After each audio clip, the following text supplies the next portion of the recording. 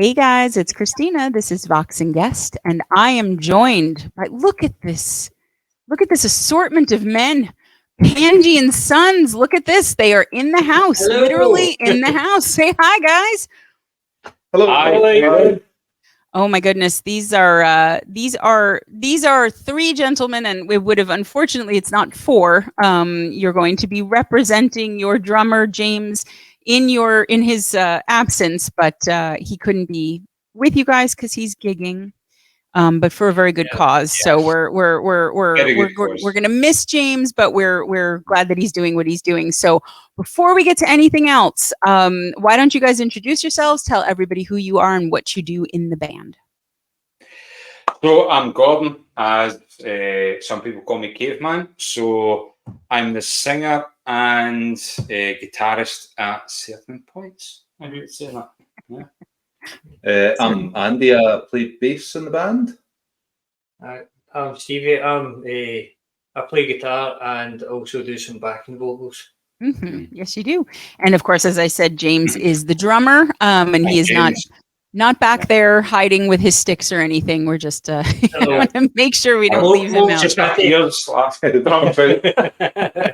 If you hear banging coming from the next room, it's James. He's finished early and he wants to be in on the show. So, all right, gentlemen, I you may know this, but I do begin every episode with a really important, serious, thought-provoking question. I want you guys to really bear down on this and give it a lot of thought, okay? Because we may be solving world problems here. We don't know. All right, are you ready? Are you emotionally prepared? They look ready. Mm-hmm. They look ready. Okay, here we go. Go for it. If animals could speak, which animal do you think would be the rudest, most obnoxious of the animals, and why? Oh, I told you it was a big one. It was a big one. I should have prepared you more. Potentially a giraffe. Yeah. Really, a giraffe? I'm all the way up here. Lofty. A giraffe. They seem so nice and chill, and they all look stoned to me. See with that sort of camel eyes and they look down on you. Like, Okay. Put the plane like. You're going to be tall and everything, then you automatically look down, aren't you? no, Okay. I don't know, like a porcupine or something like that. Ooh. Because it's generally prickly. Because they're quite prickly in general. So you think the porcupine would just be a prick in general? That's what you think? Yeah. Okay. All right. That does sort of lend itself. And Andy, I couldn't tell. Were you throwing in on the giraffe thing, or what? Did you have a different animal? Yeah. No. I was kind of on board with the giraffe, but I was also thinking a hippo for some reason. A hippo? Generally, kind of bad attitude. I think would kill a lot of people. Waking up, just bad attitude in the morning. Yeah, they seem quite kind of. They look kind of cute, but they're really bad tempered. So they are really mean. It's true. They are. I was surprised because hippos in children's books are always like, oh, and then they're like, they'll kill you if they actually get a hold of you. Okay, so we have a porcupine because he's prickly. We have a giraffe because he's looking down on you and he's tall. And then we have either a giraffe or a hippo. Okay. All right. I don't know what my answer would be, but fortunately I'm not a guest on this show, so I don't have to think of one. I kind of feel like it would be a cat, though. I think cats are generally assholes, but that's just me. Yeah, I've got two of them. I confirm that. They are generally. There you go. That's right. It's funny because we have people who will, in the middle of filming, they'll be talking to something that clearly isn't a person, thankfully, and they'll be like, "Stop it, you asshole!" And it's always a cat that they're talking to. It's always a cat.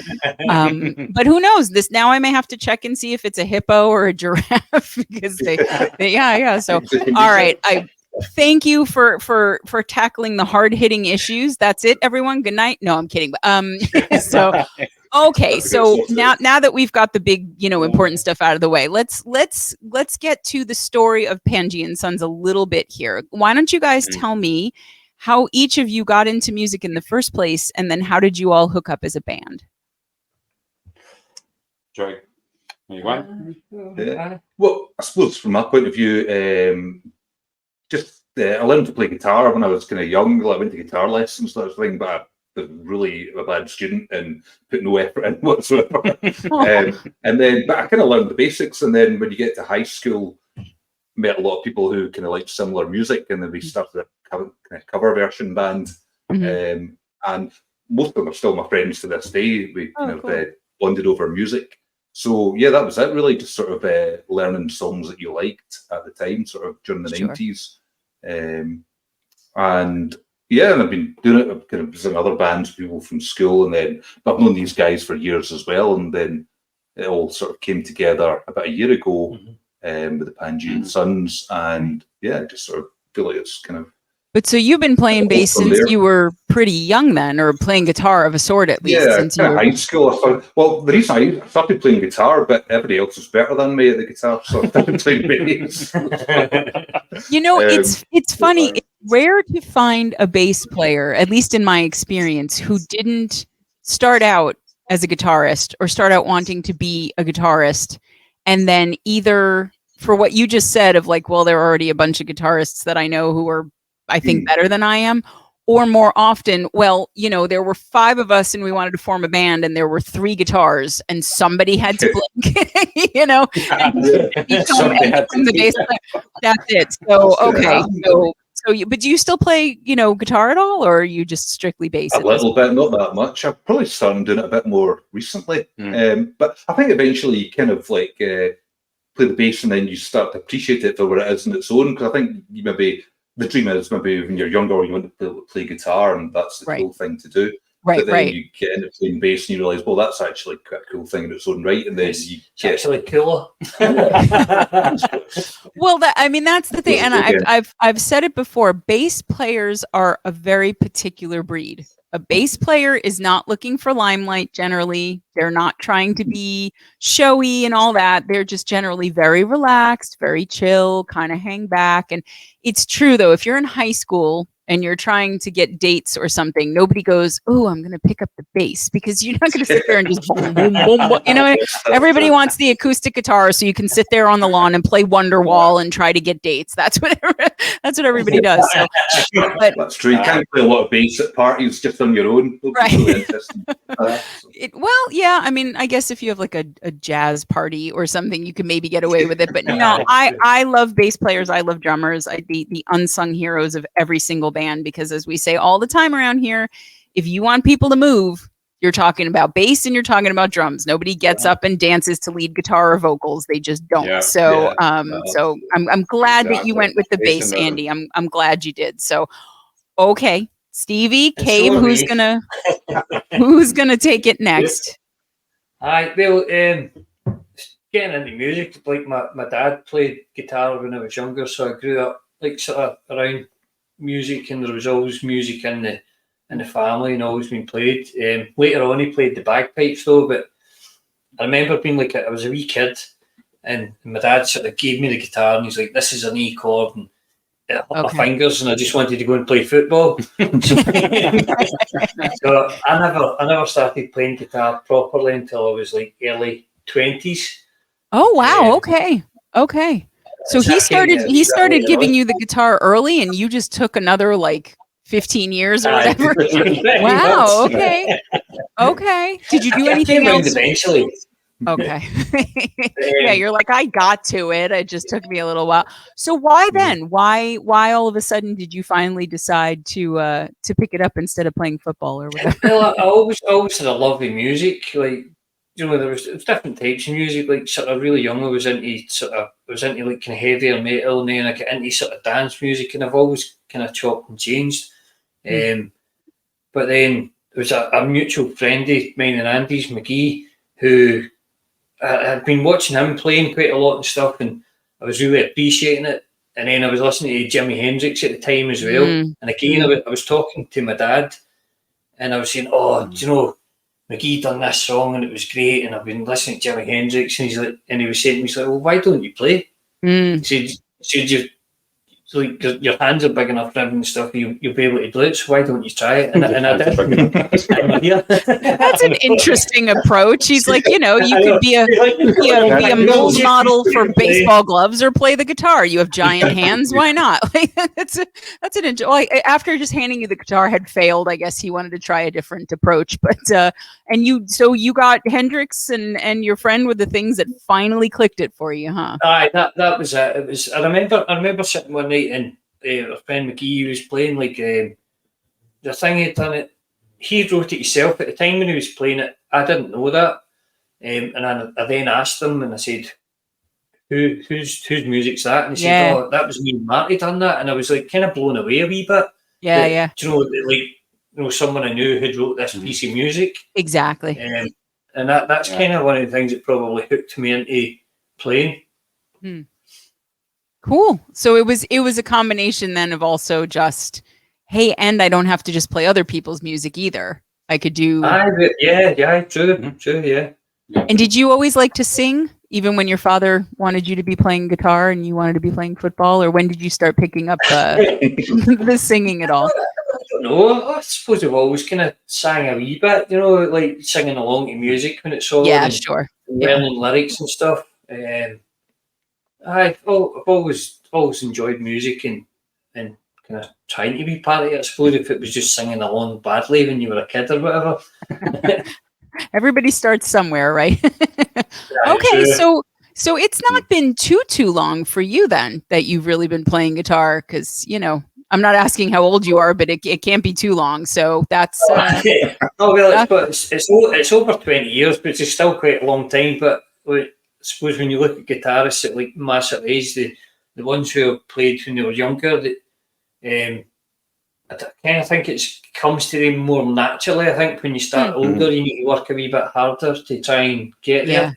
Yeah. I think that's everything though, right? Like, remember when you were a kid and you could just read like a 300-page book in 2 days, and now I'm like, this cannot be the same brain that I used to read like 4 novels a week. I have like the bad version of my brain. Yeah, so I agree with you. A guitar is something. Yeah, I mean, it's. I have wanted to learn. Well, no, I have wanted to know how to play guitar for years. I have never wanted to learn to play guitar. I just want to know how to do it without actually having to learn, which they haven't invented that matrix technology yet where I can just upload the information to my brain. So I could totally relate to how hard it is to start something once you're a little older and your brain isn't as squishy as it used to be. So, okay. So Gordon, talk to me. What is your villain origin story for music? When did you start? So it's probably never grew up in a very musical household, if you'd say that in regards to instruments. But my dad was massive into music, be it from late 60s, early 70s. So your Queen, glam rock, Bowie, T-Rex. It was always into his music, and he'd come back at night. It's usual sort of go to the club, come back at night and play the music. Okay. Me and my sister would be sitting there like, we've got school in the morning, stop playing songs. But that's mainly where some of my love of music came from. Okay. And the sort of genres we sort of get into. So from there, ideally, growing up where we did, a wee bit of guitar here and there, you sit and learn a wee, this is a D, this is a G. You sit there and learn that, and you be like, right, but never really get into a musical instrument until I think probably 1920. I think I was 19 years old, 20 years old. Oh, at first I thought you meant you got into it in the year 1920, and I was like, what are you, a vampire? How the fuck? I'm like, Jesus, you look really good, Gordon. I don't know what, you'll have to send me your skincare routine at the end of the show. Look at him, 103 years old. He doesn't look a day over 92 or whatever, but yeah, okay. So, all right. So when you were 19 or 20, gotcha. Okay. Yes. Yeah. So, my pal, my friend was playing in a band. He was a bassist in a band. He was doing the singing. So he was like, do you want to come into the studio? And I was like, aye, not a problem. So I went into the studio, sitting having a drink in the studio, having that cigarette and that, and sitting there. Drummer didn't appear. And he was like, do you want to play drums? And I was like, well, I don't really play drums, but aye, I'll give it a shot.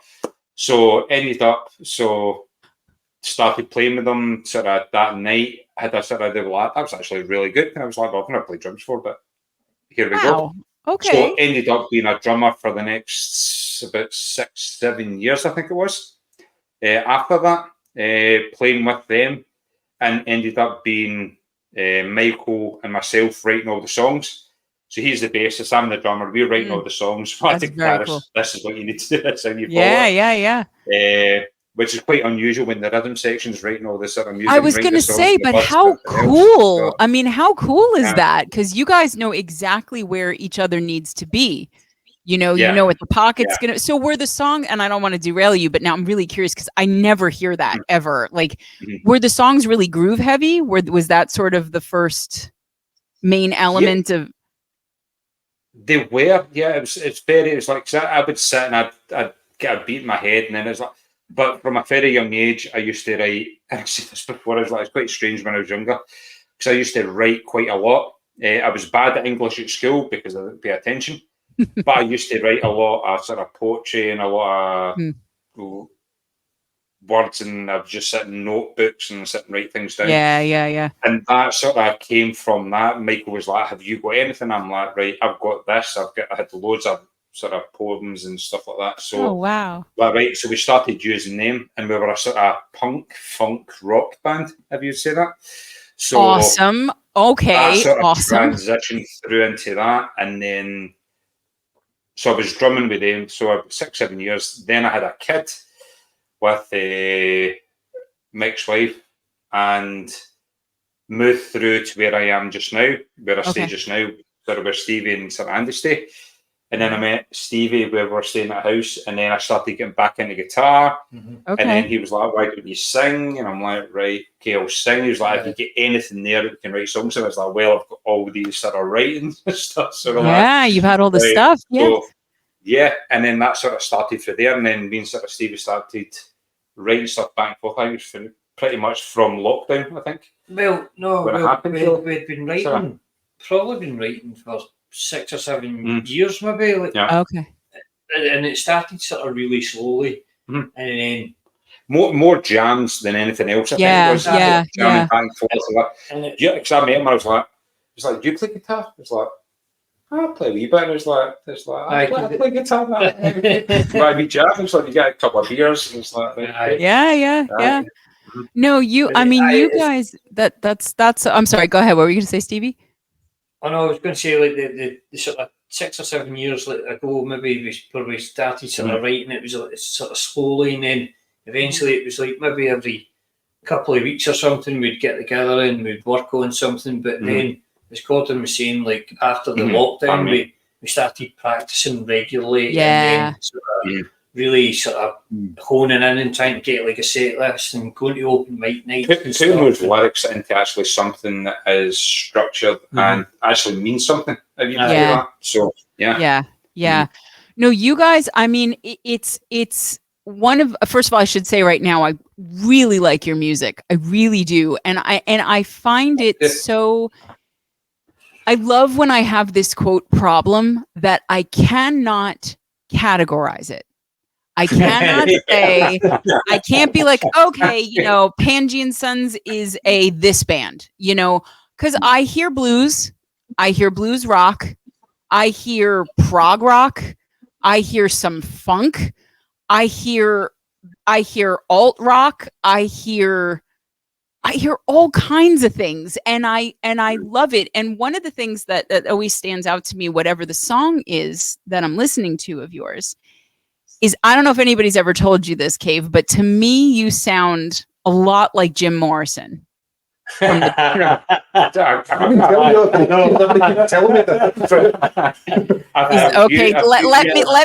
me in on the joke. Was that a good laugh or a bad laugh, or what was the? No, it was a good laugh. We hear that a lot. I can tell them that, and you say, I don't think so. But people tell me that all the time, though. You sound really like Jim Morrison. I mean, you love the Doors. I do love the Doors. It's not something I try to do, Christina. It's I'm singing, I'm enjoying it, I'm having a laugh, and it's like I'm saying to these guys all the time, and it's one of those. It's like I hear my voice back, and I'm like, fuck, I hate that. Do you know what I mean? But they're like, that sounds good, and I'm like, really?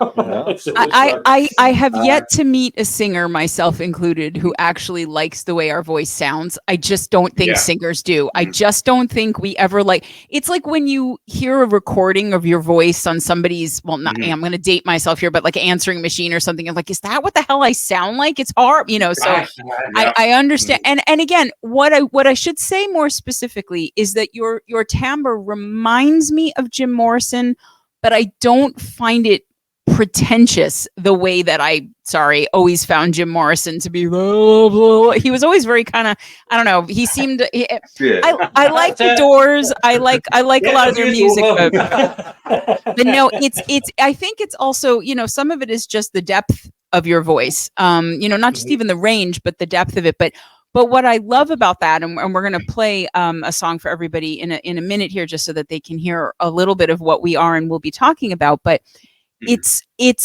the fact that you have a voice and a timbre specifically that is reminiscent of somebody like a Jim Morrison, is that it vocally and then orally, for those of us listening, it places the song from a vocal standpoint and a melodic standpoint in a very specific place, right? It's this idea of, okay, here we are, we're talking about, this era of classic rock and prog rock and all that, but the instrumentation is not necessarily doing that. And I love that. Yeah. I love that because it makes, there's so much ear candy, right? There's just so much, because you guys, for a 4-piece, your sound is very complex. It's intricate. It's layered. The way that you are working, especially, with when there are the 2 guitars, like when you guys do your house sessions, and we'll get to all of that. It sounds like you have more members in the band than you do, which I love when a band can pull that off with not too many people. But I also love that, as I said, it is impossible to label your genre. So the question I'll ask you before we head into playing, we're going to play Surrender for everybody. But what do you define your genre in any way? If you do, what would you say? And then, maybe just a couple. Go ahead. Tell me. Open genre. Open genre. Okay. That's Stevie. That's another way of saying no, Stevie, but thank you. So thank you. I wasn't even know. It's just like, it's just whatever we feel at the time. It's not. Yeah. We don't even really want to pigeonhole ourselves, because like the stuff that we're working on for different, for maybe like, we're trying to do like one album just now and then, but we're already working on stuff for a second, and we don't want to like limit ourselves in any way. So just to keep things open, and I think as you say there, Andy, it's like it's like play how you feel, and I think that's the key. It's like, because looking at Christina is the fact is, it's like I might sit there and it's like I'll come up with something, I'll write something. I'm not looking for a genre. Right. It's what I feel at the time, or what Stevie feels at the time. It might come up, like, I've came with this riff. Yeah. We might be sitting here some nights, we're having a jam and Andy's playing a bass line, we'd be like, me and Steve will like, whoa. Yeah. What was that? Do that again. Yeah. So, and so we'll take that and we'll run with it. And it's like, nothing's written in a specific way to produce a genre or produce a sound. It's what's felt. It's what comes about at the time.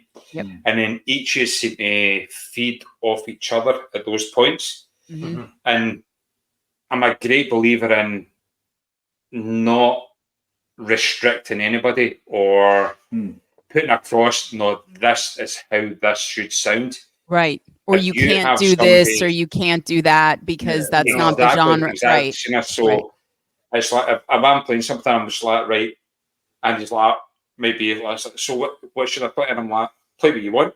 as Yeah. well as David. And it's the, Yeah. Yeah. so if you have that investment from every single person, then I think you create a unique sound Yes. that 100%. you don't usually get from a lot of That's places. right. That's right. Yeah. No, I Yeah. agree. I agree completely. I agree. Mm-hmm. You know what? I'm going to pause you guys there because we're going to have much more of a conversation about this after we show everybody. But I want people to hear, as we're having more of this discussion, what we're talking about for anybody who hasn't already heard you. So this song, Surrender, again, one of the ones out from this year. That was what, earlier, like March-ish? March, I would be right. Yeah. So I'm not going to, you know what? Let's not say anything about it until we've played it. I want everybody to hear it because there are things that I will say, and I know there's stuff that you can say, but I want everybody to hear this first. And then everything else that we talk about, I think will make more sense for anyone who's not already familiar with the myriad puzzle piece of genres that is Pangean Sons. So guys, here you go. Feast your ears on Surrender.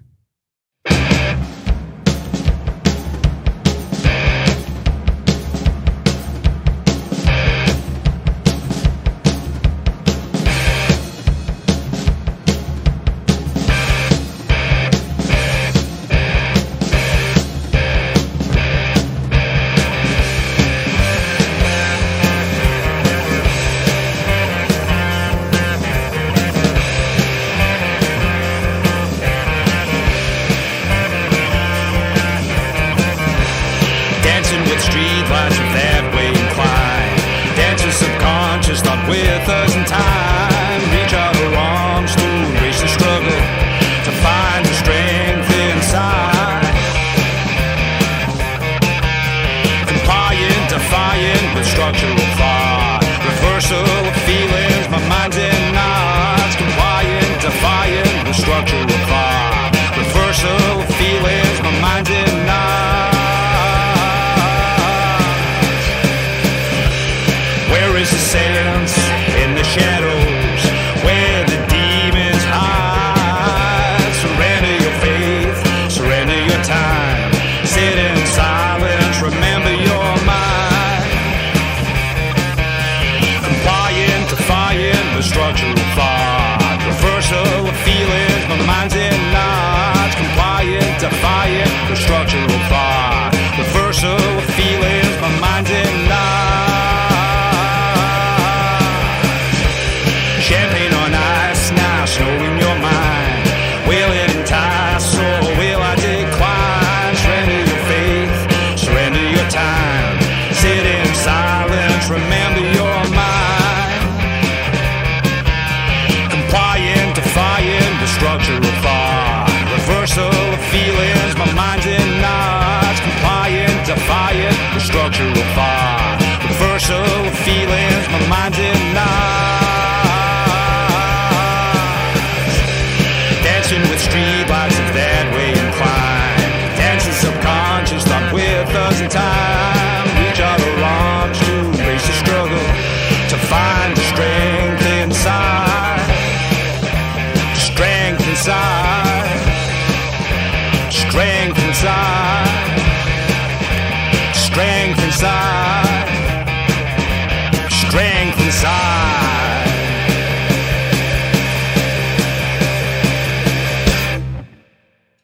One of the things that I love, and you said this a little bit before when we played it, but because you're not wedded to a genre, and you're not even wedded to a genre within a song, I hear, like, when I'm listening to all of your stuff, whether it's on Spotify or YouTube, rather Facebook, you have a lot more videos of things than you have songs out on Spotify right now.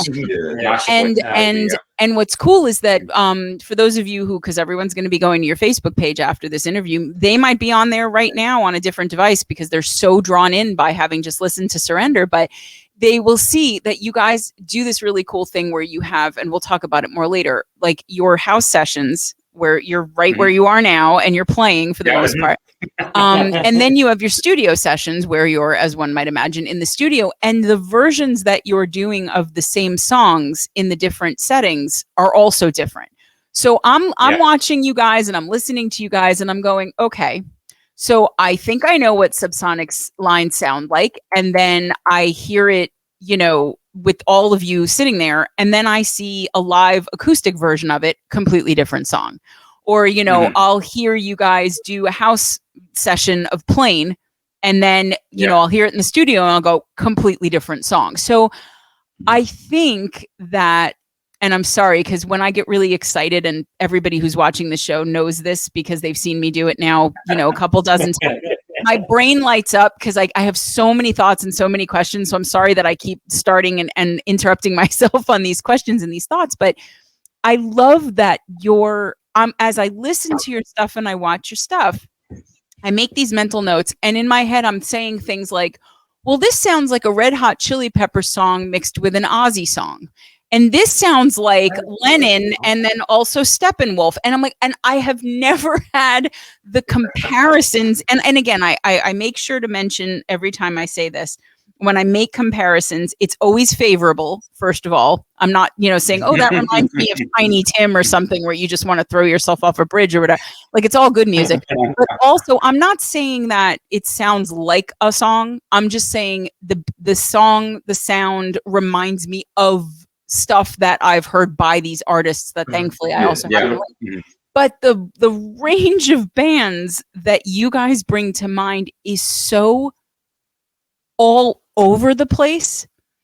And I love it. I love it. I love it so much because no matter what kind of music you like, but really whatever kind of music you like, you're probably going to find it in all of your songs. I like alt rock. Well, we do, Stevie's doing that. Okay. But I also like funk. Well, Andy's doing that. And I also, I like sort of like a more prog rock feel. Well, Cave is doing that, and James is over here doing those, and it's all the same song, And so, I mean, when you guys are writing music, so first of all, I got to ask, just to back up a little bit, Gordon, were you a singing drummer at any point, or did you not sing while you? No, okay, not at all. I have such a soft spot for singing drummers because they're like unicorns. Like, I don't know how singing drummers do it. I really do. Okay, but so you. I did try the old Phil Collins at one point, but there was points because I was still at that point learning the drums. Okay. Although we were playing and we were gigging, and any drummer. Well, when you're drumming away, it's harder enough playing a guitar and singing at points when you're doing that. Absolutely. When you're drumming and you're hitting everything else and you're singing as well, to me, that's even more so. I don't know how they do it. It's a very hard thing to do. I think you would need to have like a special set of lungs to be able to breathe in enough oxygen. Well, that too. I think I'm doing that. That too. That too. I mean, there's so much about it that's difficult. The energy, as you said, Stevie, but also just your brain is doing two such radically different things at the same time. So that's why I was curious. But okay, so in terms of the songwriting process, though, because I do get the feel from what you said, and also from the fact that you literally said it, that a lot of these songs come out of jams that you guys are doing when you're just meeting up, every week or whatever. Yeah. So talk me through if there is, if not a typical, but maybe a more likely scenario. Is it usually, one of you is strumming something on the guitar and somebody goes, ooh, what's that riff? And then you all start building in. Are you all just kind of, does it tend to start with something that James is doing, something Andy's doing? Does it move around all the time? How does that usually work? I think there's quite a lot. I think there's quite a lot. Lyrically, though, like Gordon's doing majority of the lyrics. I'll maybe try and write a song and I'll maybe get like a verse and then I can't get any more and I go, Gordon, can you finish that? Oh, okay. Okay. So, and now do you mean like on the guitar, or do you mean like lyrically, or both? Like lyrically. Okay. Like I'll maybe copy a guitar part, a chorus or whatever, and like an arrangement for the guitar, but then I kind of struggle with lyrics more. Okay. So I'll have an idea and a general sort of feel for what I want to say. Yeah. And I'll write a verse, maybe a chorus, and then I'll get Gordon to help me with the lyrics and Okay. Well, half the time you just write them anyway. He just does it. This thing, it's like I'm constantly amazed by Gordon because he will just literally you'll play something and 5 minutes later he'll just have written a song. Aye. It's like, and if I ever try to do it, then I've got nothing. It's like a tumbleweed going through my brain. Like nothing at all. But yeah, you just seem to just have that knack of just hearing it. Mhm. That's the feel you get, and that's the words that'll go with it. And I know. It's funny, you speak to other musicians and songwriters, and they're like, "Oh, I've had a bit of a wall," and it's like there seems to be no wall. That's a good situation to be in if you have no. I mean, not That's for your why we're house always- or whatever, but yeah, for songwriting, that's good. But so it sounds like generally the genesis of most of the songs is guitar. You get a riff, you get some sort of, or even just strumming some chords for a rhythm or whatever, and then bass and drums will come in, pick up on that, and then does it sound like you guys generally write the lyrics last? Do you ever come in with lyrics and then write a melody? Christ, I think I've been in a plane coming up from London, and I think I wrote 3, and this is about an hour and a half or something. I think out of that came Drop in Time. That's right, aye. As for All the Love, and something else as well. As for All the Love, we had come up with like sort of guitar parts, and then you went, "I've got something for that." Okay. I'm constantly writing. It's a good, I would say, merge of all of that. Christina, so it's when I'm away, it's like I'll be sitting, it's like maybe in a hotel room somewhere random in the country, and I'll be sitting after having some tea at the bar, and I'll be sitting maybe having a beer, and I'll be sitting out right away, and something will come to my head, and I'll be like, right, and I'll sit right away. Or it might be like Subsonic Lines was Andy's bass line, we're sitting in here, Andy played the bass line, and me and Stevie straight away were like, what's that? This was in between like songs, and Andy started messing about. Yeah. But it's that like, and then I think they wrote some lines in like 20 minutes between the guitar, the bass, the lyrics. Wow. Do you know what I mean? It was just so organic. It just came straight away. It was like 20, 30 minutes, I think it was, and it was like, and we had this sort of the basis of it, and then we sort of worked on the structure of it in a sense, more of it. I mean, aye. So I mean, but you guys have really, and we should get back to how you ended up, all 4 of you, becoming a band, because I don't think we actually answered that question. But you've only been together for like a year, right? Yeah, less than a year. I think a year. Yeah, it was just about a year. Practicing about this time. Actually, we're actually doing a gig on the 5th. I started to come on 5th August, which was what started it off. So that was the first gig. That was our first gig, and it's like a sort of small all-day festival. Have you seen that? Oh, is this the Soundwave? Is this the Soundwave? Yeah, Soundwave. Yeah, you're doing that again. Yeah, in like a week, right? Yeah, okay. So we had been, like Gordon and I had, since the lockdown where we spoke about, we'd been trying to go out to open mic nights and writing a wee bit, and you got the opportunity through somebody and they were going to give us like a half an hour sort of window, and it was just going to be the 2 of us. Yeah. So I then approached Andy, who I think you were on holiday at the time. Yeah. I was in Spain, and you got a phone call from Stevie, basically saying, do you want to do this gig? And it was about 5 weeks, I think, from then. And because I'm on holiday, I was feeling quite kind of upbeat, and I'd had a beer at lunchtime. So I was like, yeah, why not? Absolutely. And then, thought about it a bit more and realised that maybe that wasn't a great idea. But then it all kind of came together really quickly, and I've absolutely loved every minute of it since. So, and was James in on that too, or? No, I'd known James through my son's rugby when he was younger, and this was like maybe a good few years ago, maybe, I don't know, 8 years ago or something like that. Okay. And I had got on really well with James, and we obviously bonded over music, and we had always said we would jam together, but when this then came up and Andy had got involved, I also contacted James to see if he would be interested. So he kind of said, he's like, yeah, I'll do that gig. But then we hooked him in, I think. So I think we 3 weeks before it, I think it was. Yeah, we only managed to get like three sessions before, and that's kind of what amazed me, was how quickly Andy and James like came together and managed to find stuff for all the songs for this set. In such a short period of time. Yeah. I think from my point of view, it's like hearing the songs, because they were so kind of catchy that you were able to come up with something with it, and quite quickly sort of keyed into it and got invested in the song and really enjoyed it. Yeah.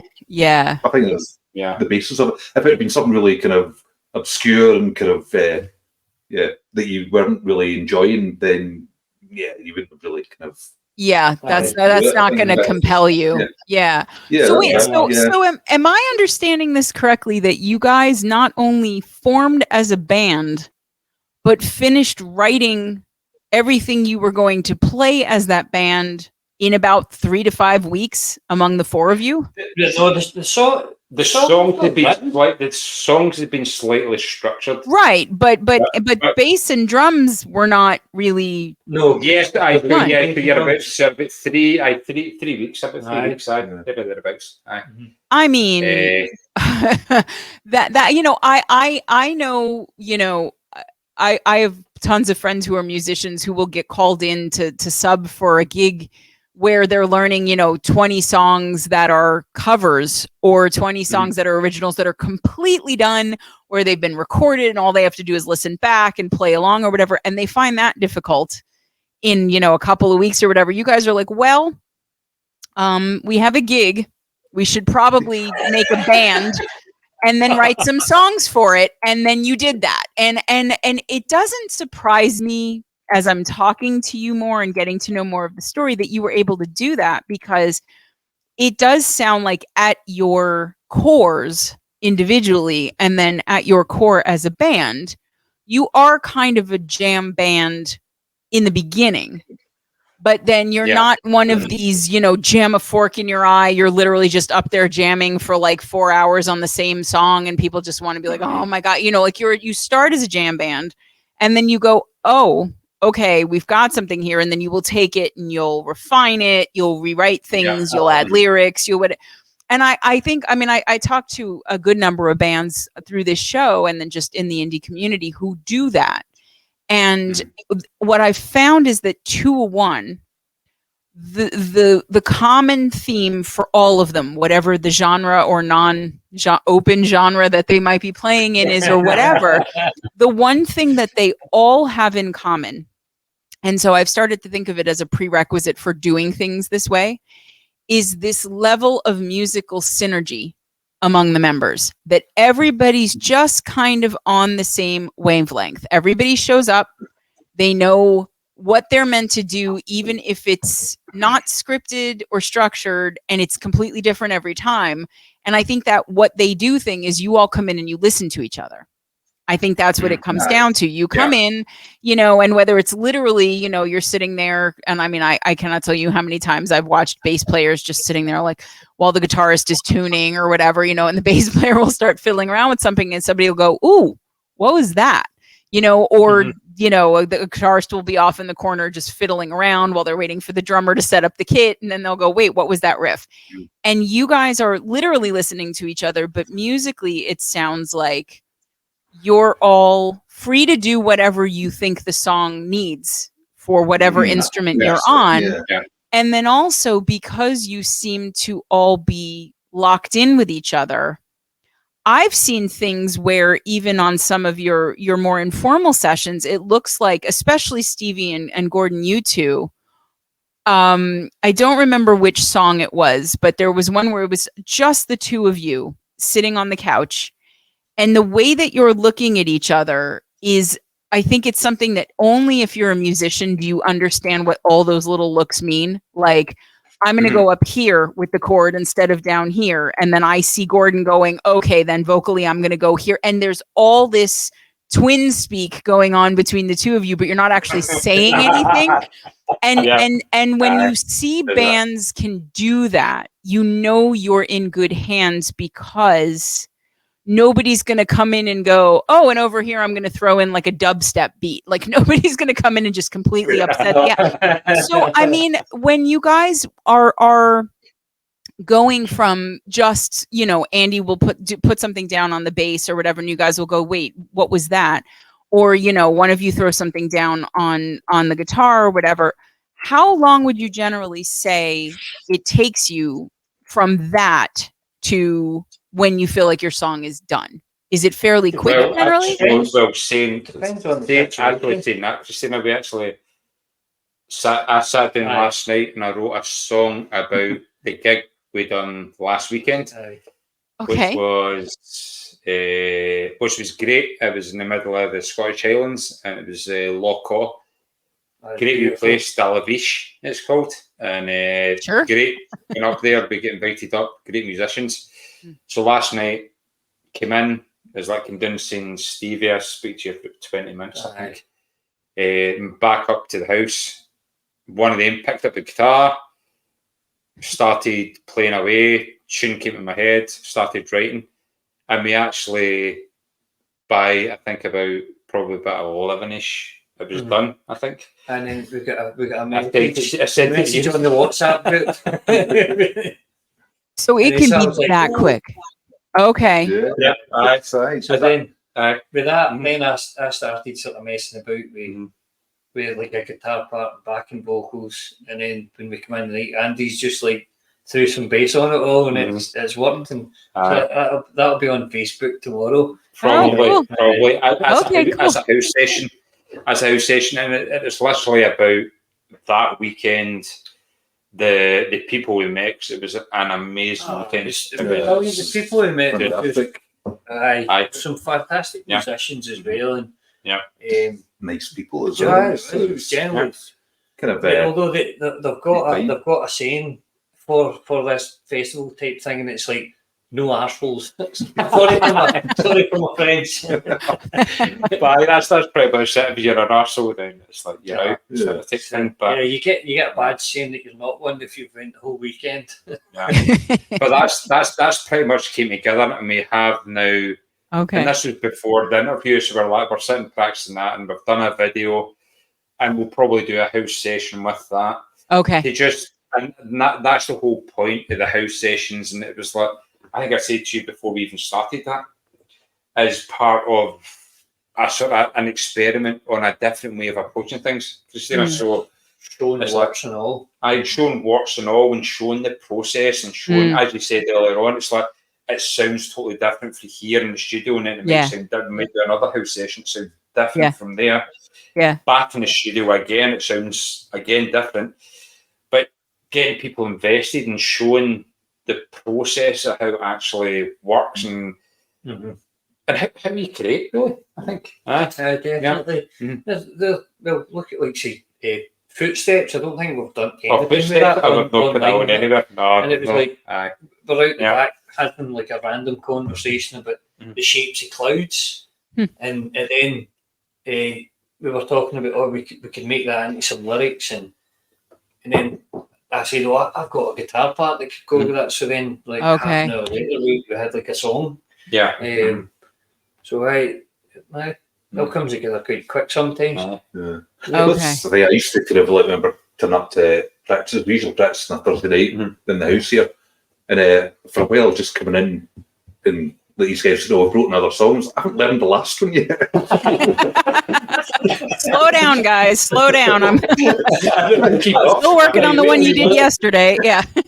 Okay, but then there's Andy's got Ableton Live, which he's been messing about recently, and there's quite a lot coming for that as well that we've not done anything with, but we really good as well. But some great stuff. I think that's it, because we've all getting sort of we've got probably music in common that we all like, and we've also got our own tastes, so there's all sort of various kind of influences that all come into it, and it's like we would say, we'll just play what you like, with no judgment on it. Right. If it sounds good and we all play our own part of it, then it'll turn into something that's maybe better than some of its parts, I suppose you'd say. Yeah. So yeah. Yeah.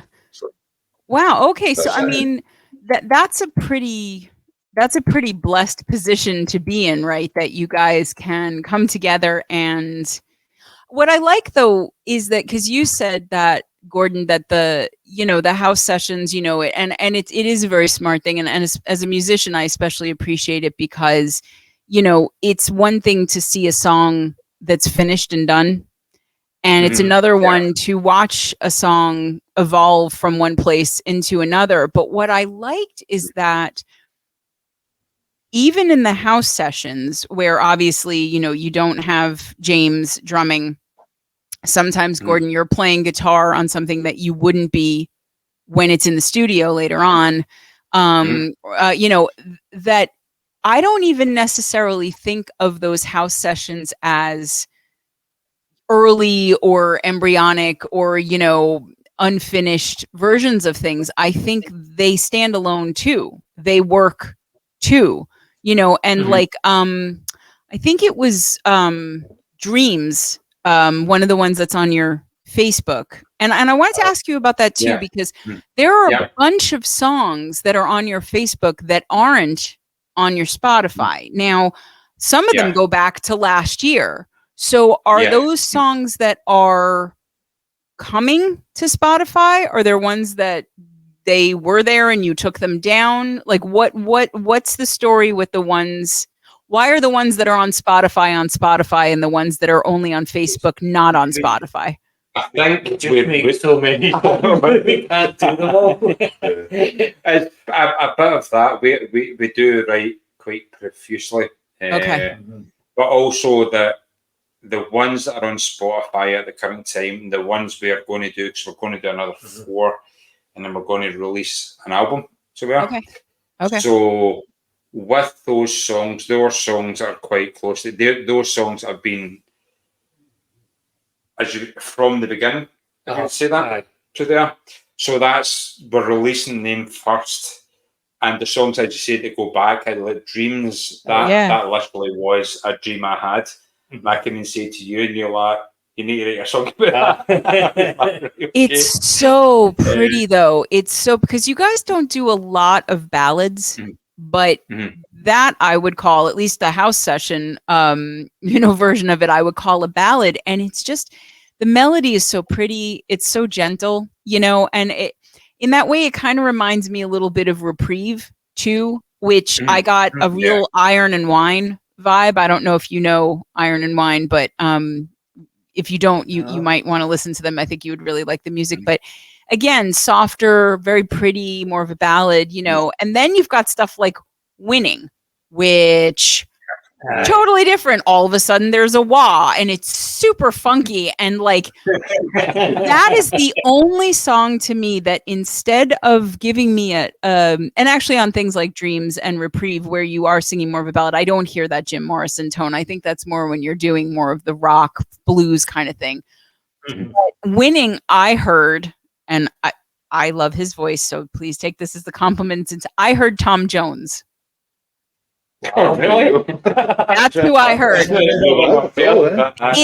It's got that sort of sexy, funky, the whole song. And so again, even when you guys are roughing things out, quote unquote, and it doesn't sound like it's all that rough at any point, maybe for the first 20 minutes or so that you're writing something, but it's astounding to me how much variety is in there, in everything that you're doing. And again, given that you all seem to have different musical styles, I'm gathering different musical influences, although I'm sure, there are some musicians that everybody likes.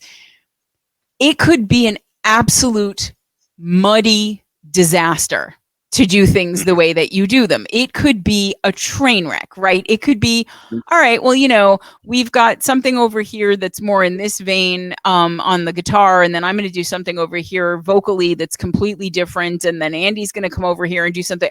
It could be such a mess, and it's not. And I think that that's the part that you probably can't articulate necessarily. That you know, and I know if you're a good musician and you're there in the service of the song will tell you what it can and can't support, right? So as long as you're not just being a complete tool about it, you'll know that.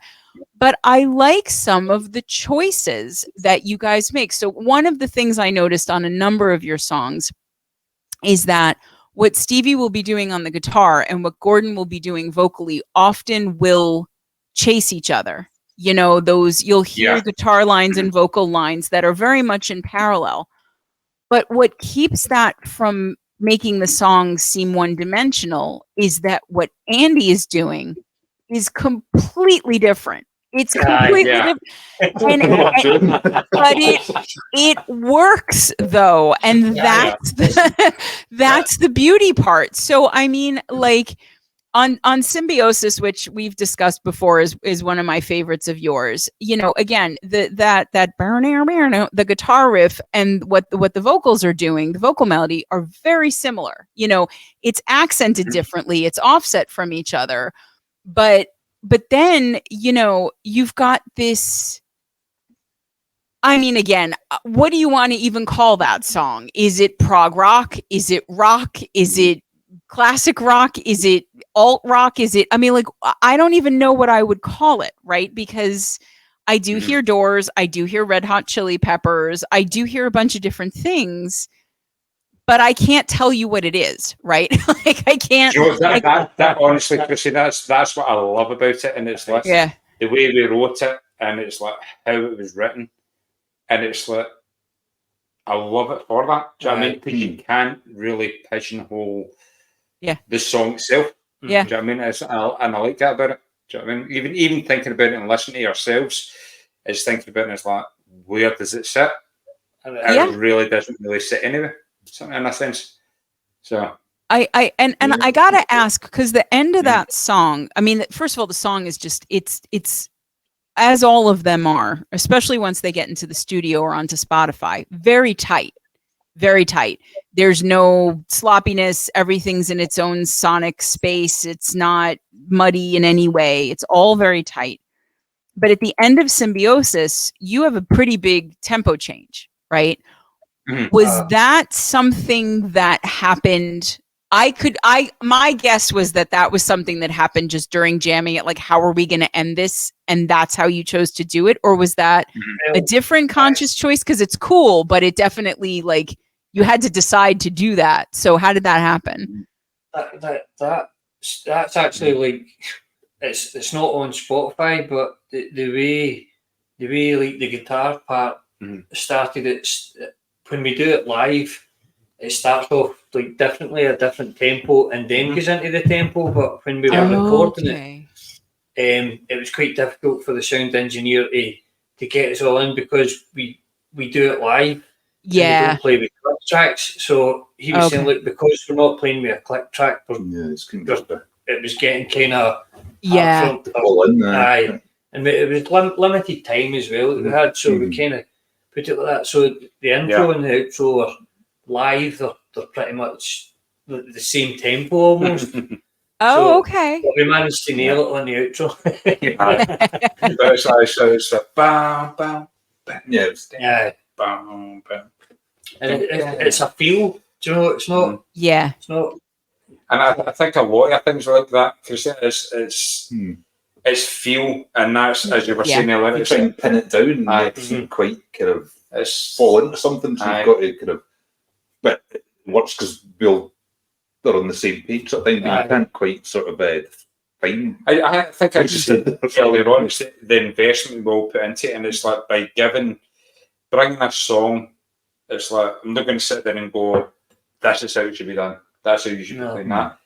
People are invested, people do it, then it comes out, and most of the things we do are done with feeling pretty much most of the time, instead of timing. I would say a lot of the time, but the timing comes out of that feeling, and we all get into that sort of flow, and then it's like, we know it's a 4/4 and 8/6, do you know what I mean? But we know where it's going. Do you know what I mean? When we're playing like two flights live, like when we're playing two flights like within the studio, we all kind of know where it's going. But there was one time recently we were playing an open mic night, and there was a guy playing the Cajun bass. He was keeping time, bang on. Okay.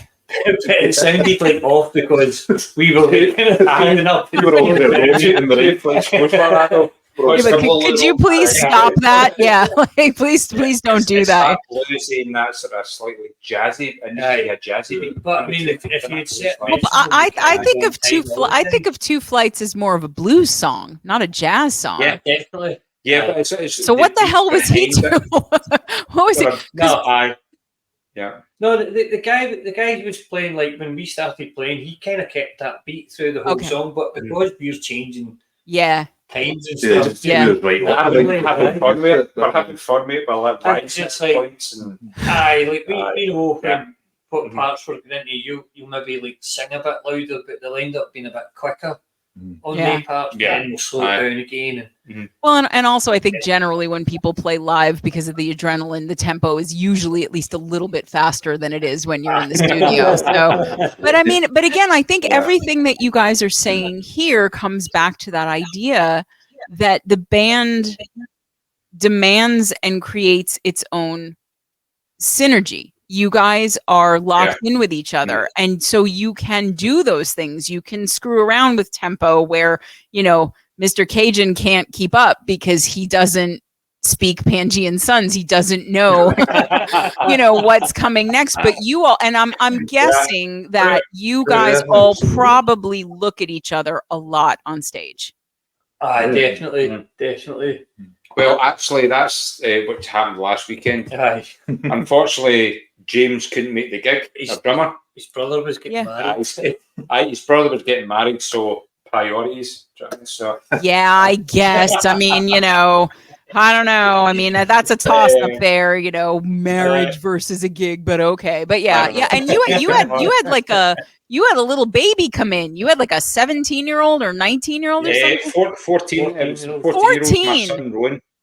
Was that your son? So that's my son. Yeah, that's my son. So And he learned the set on the way.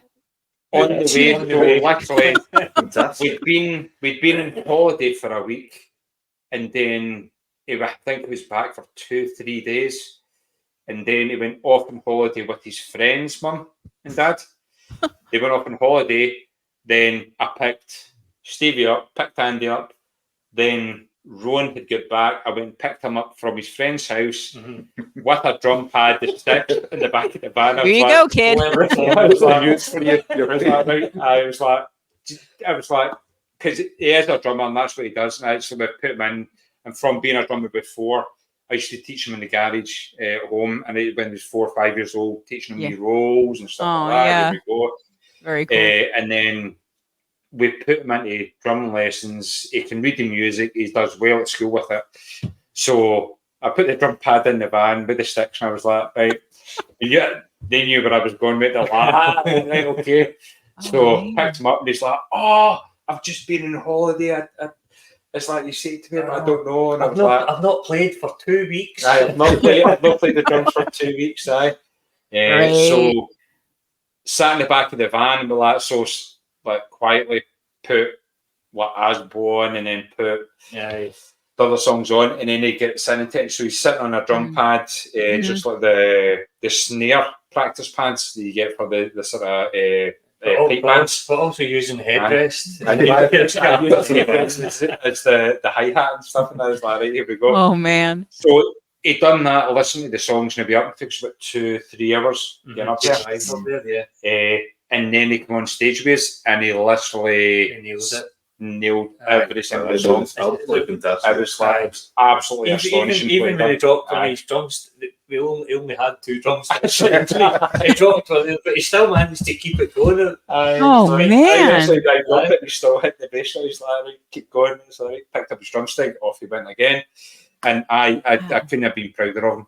I don't blame. It's fine. I didn't realize it was your son, but that's astounding. Well, I mean, I guess the Pangean Sons symbiosis thing runs in the family. He sort of inherited that. But I mean, but that's, I mean, and I think it enables you guys to have a lot of freedom in a lot of different places, creating and playing your music that bands that are not comfortable, because I mean, look, there's nothing wrong with being a band that does stick with the genre. There's nothing wrong with being a band where things are written more in a linear fashion, and then, you know, everyone knows their parts, and things are kind of more aligned in one direction. There's absolutely nothing wrong with that. But in order to pull off what you guys do, you know, it requires a lot of musical skill, obviously, but also just a real connection among the four of you to pull that off, you know, that you can sit there and say, okay, you know what? Because I mean, you know, I'll write a lot of lyrics, and I don't often hear somebody playing something where I go, oh, you know what? I have something for that. I'm always like, no, that wouldn't fit. No, that wouldn't fit. So, I mean, you guys can come up with things that you bring separately, but then you can also sit down and generate something on the fly, which is very cool. But I mean, do you find that you prefer the house sessions, being in the studio, playing out live? Is one more fun for you than the other? Each of you might have different answers. Or For me, it's Studio for you. Aye, because like I think the studios as well, because like James is there, he's playing drums, and it's the Boreas, and it's like a complete sound then. Yeah. But at the same time, I do love the house sessions.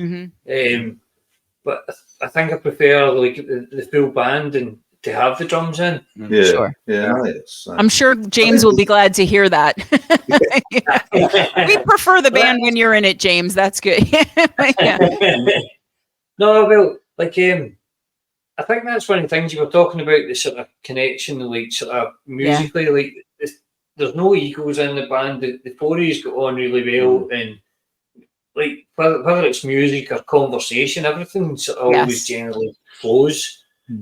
So I think that's probably the heart of everything, is just how well we all get on together. I think that's it, because we kind of do things out with the band as well. We'll go and see other bands, or just maybe have a night out and that sort of thing. And James is a wee bit probably less able to do that, just these circumstances and his job and that sort of thing. But yeah, we'll certainly kind of hang out with that. But James is one of these guys as well that if you meet him, you just instantly go on with.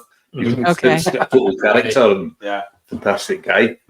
So yeah, it just makes it easy to just feel relaxed and comfortable with it, and you know, you just no kind of judgment about what you're doing. It's just what works, and then so I think I just like just creating stuff. Yeah, By the time regardless where I'm at any point, it's like I don't think I have a favourite. Do you know what I mean? It's like I like just like bringing it and seeing where you guys can I like the rhythm. I like the rhythm section in, man. But it's different as well, because I suppose we do the house sessions like once a week on a Thursday, and it's quite a laid back thing. So sometimes we'll kind of focus quite on stuff we've done already. Other times we'll maybe try something new. It's not really kind of regimented, so it's quite kind of flavor. So it's quite a different thing. But if we go to the studio, then it's more of a set amount of more time. focused. Yeah. Both fun, but different kind of ways, I suppose. So you feel like you kind of tip more, and you're sort of like there to do the thing, and then you do it, and you're like, work great, brilliant, satisfaction. Whereas like the Thursday, it's more have a couple of beers maybe. And gets a wee bit more so it sounds like each environment gives you something different, but you enjoy all of them ultimately. So it's kind of apples to oranges. And I mean that you know there is, and even you know if it's just Stevie and Gordon playing, and then you know or if it's the three of you, you know, there are all these different iterations of what you're doing, but it's I guess I wanted to ask too, because we've talked about it or you know at least alluded to it a little bit, some of your influences musically, each of you, because I'm sure there are certain things. So like for example, one of my favorites of yours is It Gets Easier, and I hear such a Beatles-esque chord progression in that song.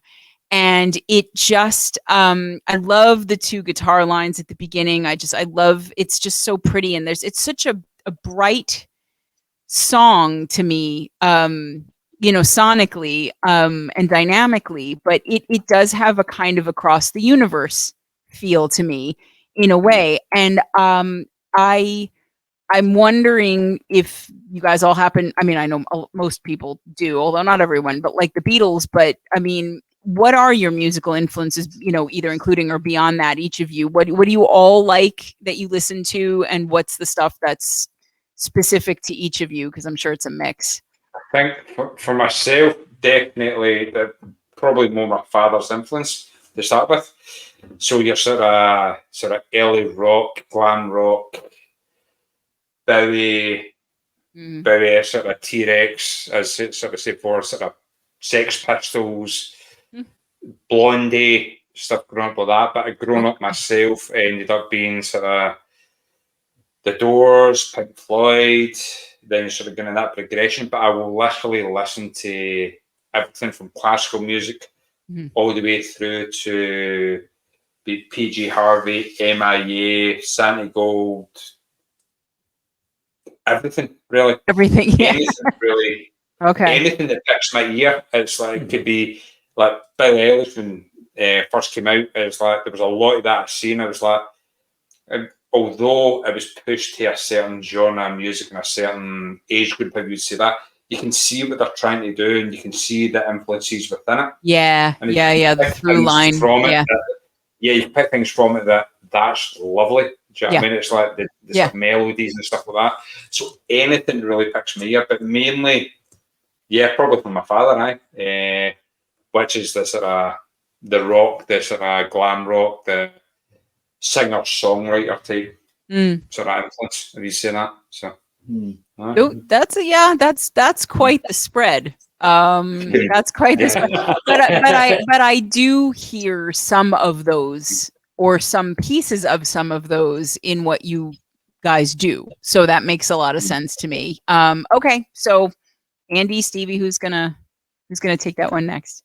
Yeah, I suppose the kind of first kind of stuff that I really get into kind of music was kind of 90s sort of indie rock kind of things like the kind of Pixies, Pixies, stuff like that. I mean, these were kind of like probably the first band I really loved was a band called Mega City 4. It was a really kind of unknown English band. Okay. Kind of almost a lost band because they actually had their back catalogue deleted by the record company. But if you can find their stuff, you should. It's absolutely brilliant. Oh, wow. Then I think when Nirvana kind of hit that, probably okay. I was just right at that age where just that dropped, and I was absolutely right. I'm only interested in grunge and that anymore. And then probably since then, it's been kind of like probably a lot of kind of American punk bands that sort of me and my friends have all been into. And when I was like in other bands, that was a lot of the stuff that we played and they were listening to. But I've always been kind of like, Bowie's one of my biggest things that absolutely fantastic. Probably my favourite band at the moment is a Scottish band called Biffy Clyro. I just absolutely think are amazing as well. So yeah, I mean, I think it's quite broad ranging. I think I'm quite into the whole range of things, and I think that probably helps. That I don't like to kind of just limit yourself, and I think that's well, and it's interesting because your range is different from Gordon's range. Like there were things that were a little bit of overlap, but then a lot of stuff that wasn't. So the Venn diagram is getting a little clearer here. So okay, so what about what about you, Stevie? What's your growing up, my dad was kind of like the Beatles, but then sort of one of Paul McCartney's records, I think it was Flower on the Dirt. That was one of the kind of earliest ones where I remember that my dad really liked. But then also had an older brother who was into Queen, and so I would maybe listen to his like Queen records, like Queen of Lux and stuff. But then sort of as I got kind of older, I sort of became a very Iron Maiden and kind of rock and stuff. Oh, okay. A bunch of people watching this just cheered. Yeah. Say Maiden and then people light up. Yeah, okay. So I kind of drifted away from that. But then there was like bands, I don't know if you know of them, the Happy Mondays and Spiral Carpet. And it was like kind of Britpop 90s type music. Okay. But then I drifted into like sort of hardcore rave music for a spell. That's what I mean. Yeah. But We all after like that, hardcore at one point. after that, then like probably when I kind of started playing guitar, it was like kind of Jimi Hendrix and the Red Hot Chili Peppers. I'd like John Frusciante's one of my sort of favourite musicians. Mm-hmm. And then I don't know, like a lot of stuff like sort of like Andy was saying, like during my rave spell, Nirvana was my guilty pleasure, which is the wrong way around. Do you know, on that point though, it's like Aye. you get Bjork and the Prodigy and everybody else at that point. I love Prodigy. Did you just go from Bjork to Prodigy? Did you just do that? You just do that? Okay, it's like going from John Denver to like Dio or something. That's like, wait, how did you go? Okay. But that's a fun fact. It's like Bjork seen Prodigy play in London and then she went back to Iceland to create her own stuff. Do you know what I mean? So it's like, so that's, I did not know that's that. one of your main influences. When you mentioned John Denver, that was another sort of early one. Like my dad was a big fan of John Denver, so that was another one as well. I love John Denver. I know it's cheesy as hell, but I don't care. I don't care. Any song is still one of the best things that was ever written and recorded. I don't care what anybody says. So, okay. So when I'm saying things like I hear Red Hot Chili Peppers, I hear Doors, I hear Sabbath and Ozzy, I hear Beatles, I hear, I mean, like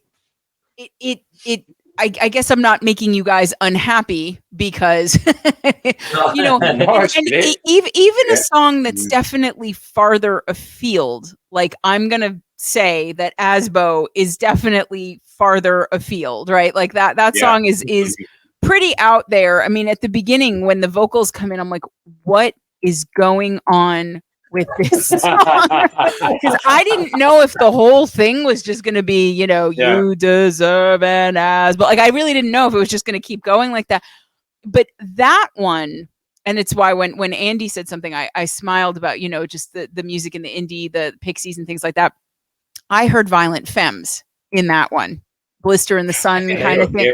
Yeah. And that is the most punk thing that I've heard you guys do. Asbo to me. I mean, and again, I was like, what is happening? Because you're not sticking with anything. I mean, okay, so like for example, Release, I hear a combination of Paranoid by Sabbath, okay, and Crazy Train by Ozzy.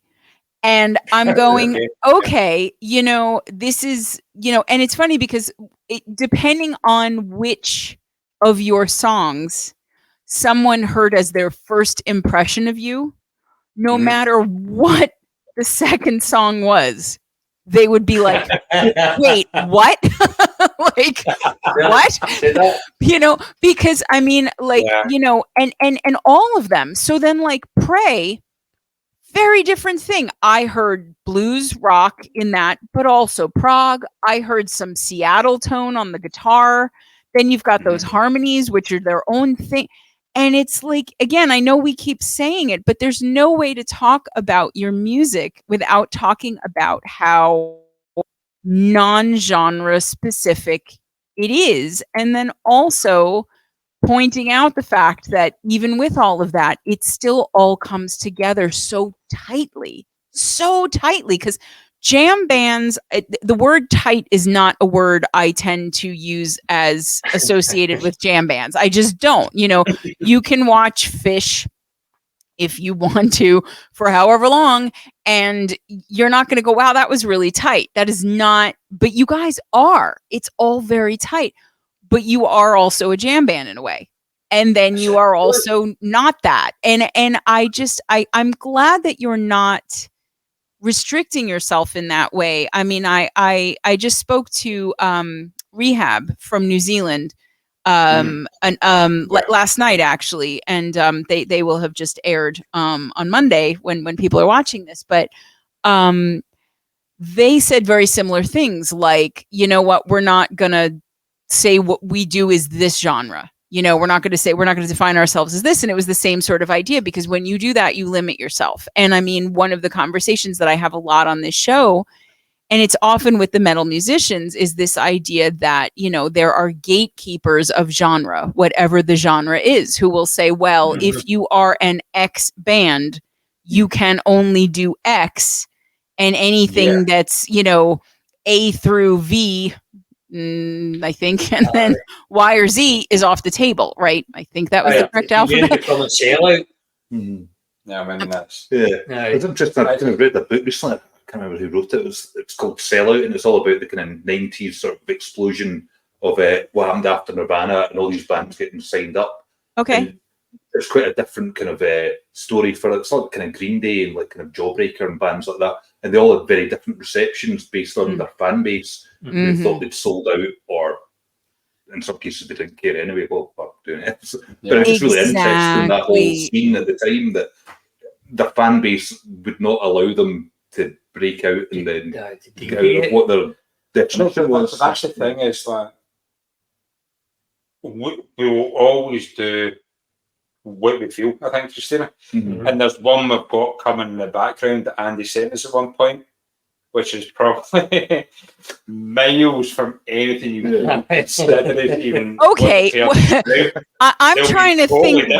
I'm trying to think what the hell totally different is for you guys. Like, what is it?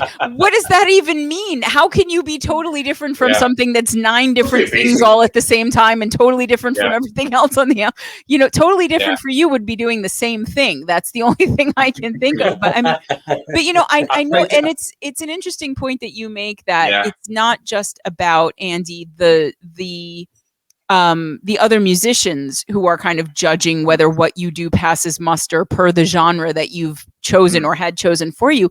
It is also the fan base. And that's a point that I don't think anybody's made yet. And it's like, I think of, you know, I loved the Police.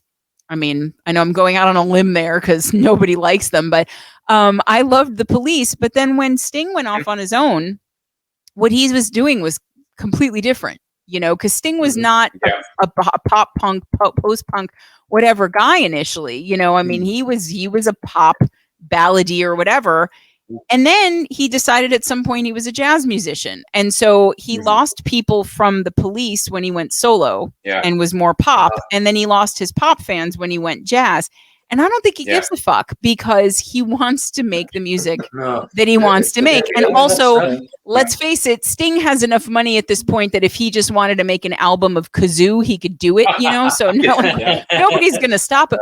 But you're right, though, that I mean, it's something that I always felt bad for when I would go to concerts, that, you know, a band would come out with like, hey, you know, we've been working on new material, and the audience is like, play Rocket Man again, you know, play the, you know, I only want to hear the songs I know. So even, and I think that that's one thing where, you know, even if you do want to be in a genre, then, you know, people aren't even necessarily going to want to hear whatever you might do in that genre. They want to hear the things that they want you to do in that genre. And it can get very, very claustrophobic as a musician, you know, and if part of what you're in music for is the creativity and the artistic license, in that way, you know, I think indie musicians maybe have a little bit more freedom than more established, signed, you know, super successful, popular ones, because there aren't any expectations. You know, you guys are defining yourselves as you go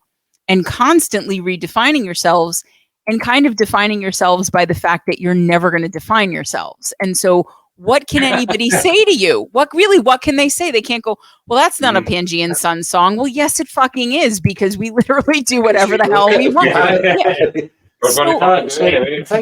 think like looking at it, like the sort of versatility of sound, sometimes I think that we're not going to get like sort of maybe like a big fan base because we don't have a sound.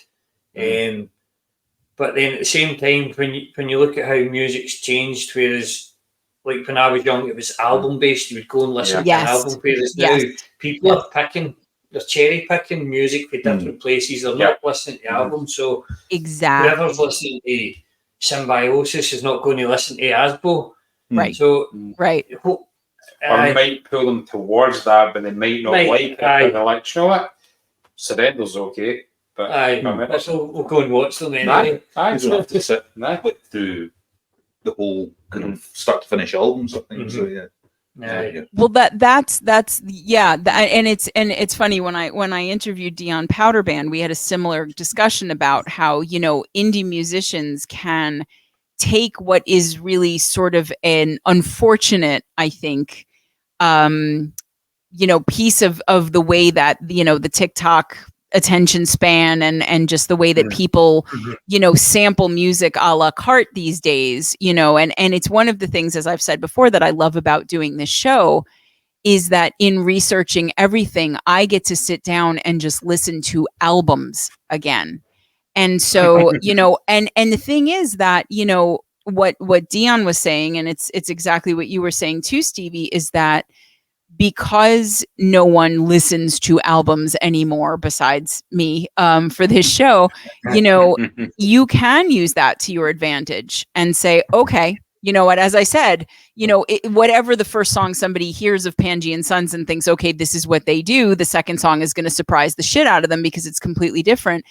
And it does enable you to say, okay, because it wouldn't bother me at all if you put all of the singles that you have on Spotify right now on one album. That would not bother me, sonically at all. Like to me, it's once I've accepted that, and for me, it's an easy accept. I know not for everybody, that you guys aren't slavish to a genre. You're not defining yourselves as one thing. You're not limiting what you're doing. Then whatever comes next, I'm fine. Right. But for people who don't like that, for people who, well, wait a minute, you can't do this because you did that before, they can just pick the singles they want. And then, so you have people who can go to the buffet and just take the dishes they want. And then you have the people who can sit down and order the 7-course meal, and then they get each thing as it's served and they just eat whatever's given to them. So, I mean, I do think that I remember, I am old enough to remember, going and buying a CD and going, what's this, and then you listen and you're like, I don't like this one, you skip it, but then maybe later you come back to it. But there was something very cool about just going and listening to an album, right? But, since that isn't really done much anymore, I think it does enable bands like you who don't want to be pigeonholed to get away with it more easily, because, why not? That could just be the song that people know, or the song that people like, or the one that people stream on their playlist over and over and over again of yours. Like, I imagine you'll take it, right? Like, as long as people are listening. Yeah. That's the way we try and write, and it's like, especially the one we done the night. It's like there was written last night. It's like we had the hooks there. It's like it's got a good feel to it, and it sounds nice. Do you know what I mean? But we try and do that with everything. I think is like trying, as you say, it's like people might not like certain songs of what we do, but we try and make them sound as nice as we possibly can. It's not like, I think when we're writing, we're not catering for anyone. We're only catering for ourselves and how we think the sound's going to go. It's not. But we're not looking to write a song for people to like it. We're just writing it because we love creating music, and we just love music. Really, it's not. People like it, and we've also, I suppose, range bit than if we're kind of like the set list we're putting together for the gig next week. There's probably more focus towards kind of a live gig with sort of kind of faster sort of live songs. So hopefully we've got a fair range there that we can sort of pick and choose, and hopefully play the stuff that suits the moment, sort of thing. That showed the guys tonight. It's like I had a video from last weekend where it's I think probably about 3 a.m. We're sitting around a fire beside the lock, right at the side of the lock, and we're playing Subsonic Lines. And there's all these people that we've never met before that we've met that night, and we're just sitting playing Subsonic Lines around the fire. And it's just a great thing. It's a magical weekend, to be honest.